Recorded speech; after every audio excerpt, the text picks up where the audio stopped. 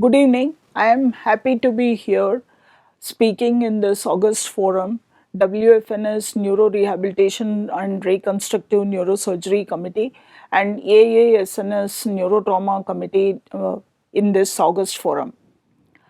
I will be talking about triage in traumatic brain injury, especially in the low income and low middle income countries.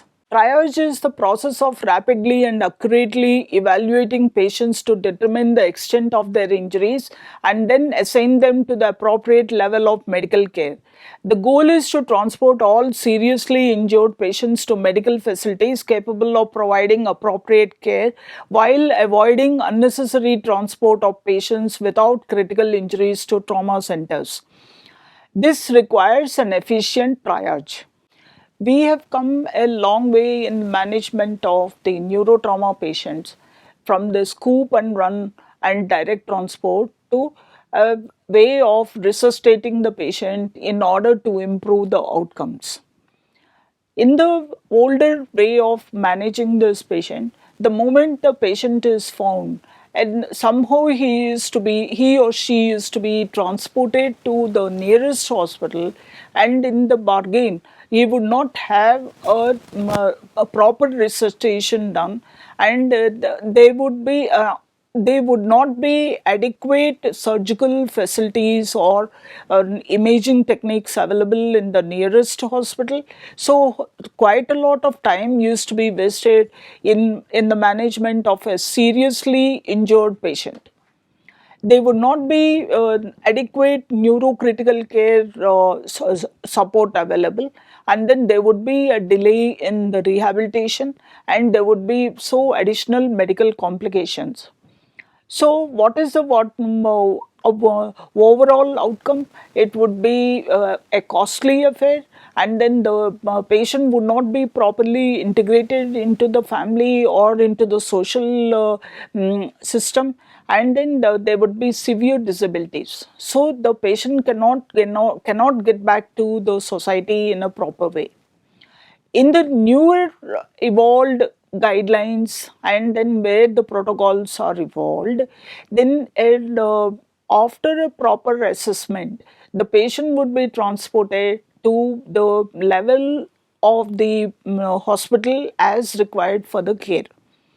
There would be rapid surgeries as required, and then there will be neurocritical care available, and then he would be integrated into a rehab system, and this would prevent the medical complications, and then this all these would result in good outcome in terms of financial burden to the family, and then the patient would be integrated both into the family and into the society with minimum disabilities.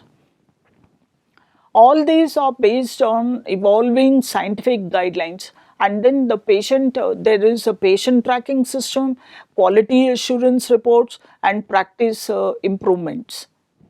In order to have a proper triage system, we should have hospitals available for various levels of the care. Level 4 would be a primary or peripheral center where a CT scan may or may not be available. And anyway, the patients who come to this center should not require CT for diagnosing a neurotrauma.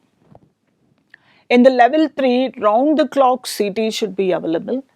A neurosurgeon may or may not be available, and a remote neurosurgical consultation should be possible. And then this level of the hospital should be able to manage moderate and mild trauma, but not requiring surgery. In the level 2, round the clock CT, neurosurgeon on call or available within an hour, and then limited ICU facilities should be available. And this should cater to moderate and mild traumatic brain injury, and this usually may or may not require neurosurgery. In the tertiary or the level 1 hospitals, round the clock CT scan facilities, neurosurgical and neurocritical care should be available, and these should generally cater to severe traumatic brain injury. Where triage does not happen at the primary level, then secondary over triage happens at the other levels. The usual system should be a pyramidal type of healthcare delivery. That means the multiple primary healthcare centers and sub centers should be available, where patients with minimal or no major injuries should be managed, and these should be triaged and then sent to the secondary level of district hospitals or community health centers or medical colleges, where they can take care of mild to moderate severe head injury.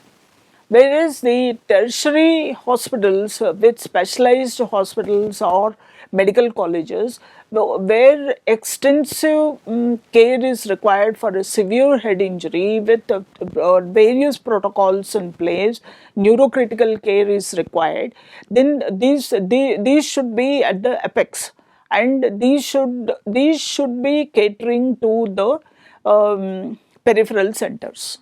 Because of the presently available inverted pyramidal three-tier system of healthcare delivery in India, which is low to middle income country, what we are finding is the tertiary hospitals are taking the major amount of the burden of the neurotrauma, catering to around 35 to 40% of the mild head injuries.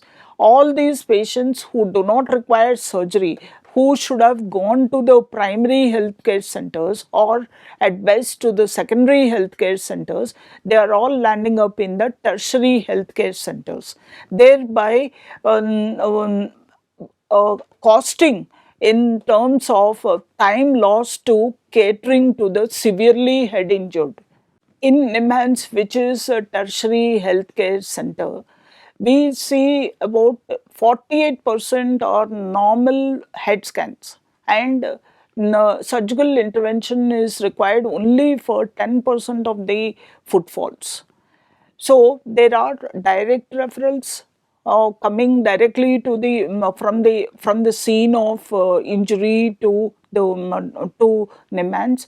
Then the casualty medical officer spends about 15 minutes with the patient to cater to take the history, open a ECR, and then order for neurosurgical advice.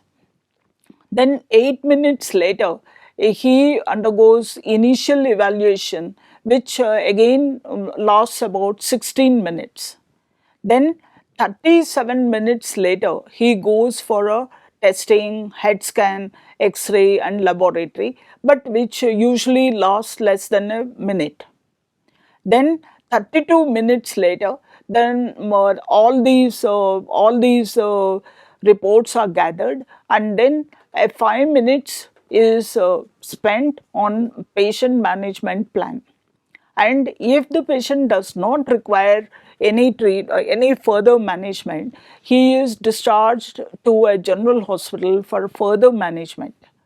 And total lost lead time is 114 minutes. And this much of time could have been spent on a severely injured head injury.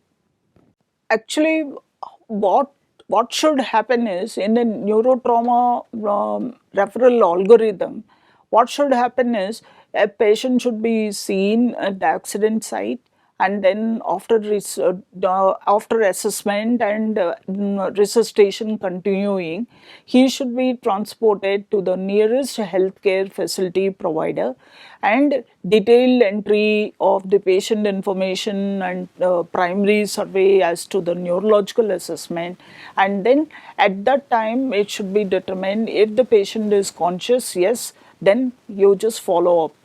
And if required, head scan should be done. If it is abnormal, like containing any intracranial hematomas, if the neurosurgical care is accessible, it should be managed. Otherwise, it should be either referred to a tertiary or secondary healthcare center, or if a general surgeon can provide the necessary neurosurgical intervention, it should be carried out. If if the surgeon is not available, then emergency transfer to a higher healthcare center provider or specialized neuro centers should be done. With a patient with a normal head scan should not be transferred to a higher level healthcare provider or specialized neuro center unnecessarily, and they should be followed up, and if there are any follow-up issues, then they can go for rehabilitation at that stage. In order to help in triage at various levels, if there is no CT scan available, one can suggest of a brain scope which would show whether there is any intracranial space occupying hematoma, and then these people can refer the patient in time, and well in time, to the secondary or the tertiary centers, and this does not require a huge setup of critical care and critical care experts. And then they also can have the infra scanner. These are all non-invasive, cost effective instruments which will help in keeping track of the patient and monitoring the patient. And then the lateral fluid immunoassay is another of those gadgets which can help in diagnosing a space occupying the hematoma. And where a neurosurgeon is not immediately available, there can be a possibility for a telemedicine consultation, so that the patients can be transported well in time without having to suffer secondary brain damages. Most of the times, the neurotrauma patient either gets no treatment or is referred unnecessarily to a tertiary center, and or sometimes suffers secondary brain damage because no, because there are no protocols in place. There are no protocols for either pre-hospital care, patient triage, or treatment at various levels of hospitals or continuing care. It is good to develop a standard triage protocol for all levels of healthcare facilities, be it primary, secondary, or tertiary, to review the existing guidelines and best practices in other places in the country.